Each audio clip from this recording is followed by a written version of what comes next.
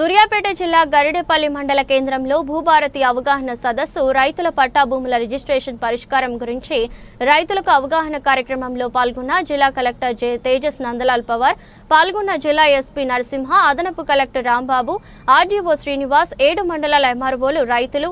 సూర్యాపేట జిల్లా కలెక్టర్ తేజస్ నందలాల్ పవార్ మాట్లాడుతూ గరిడేపల్లి మండలంలో భూభారతి చట్టం ఏర్పాటు చేయడం జరిగింది.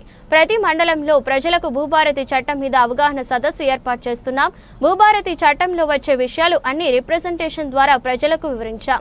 భూభారతి చట్టం, ధరణి మధ్య చాలా తేడాలు ఉన్నాయి. భూభారతి చట్టంలో ఎంఆర్ఓ, ఆర్డీఓ, కలెక్టర్ స్థాయిలో కొన్ని అధికారాలు ఉంటాయి. భూభారతి చట్టంలో ఆన్లైన్ ద్వారా అప్లికేషన్ పెట్టుకుని డేటా అప్డేట్ కానీ కంప్లైంట్ ఉంటే సముచిత స్థాయిలో వస్తాయన్నారు.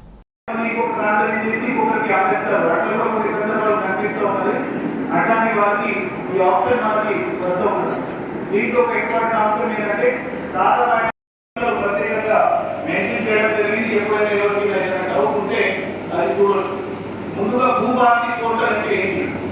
భూభారతి ల్యాండ్ అడ్మినిస్ట్రేషన్ లో ఒక 4 ఇంపార్టెంట్ స్తంభాలు ఉన్నాయి. ఆ 4 స్తంభాలు ఏంటి? మొదటి అంటే భూభారతి చట్టం, రెండోది ఆ చట్టం అమలు చేసే రూల్స్.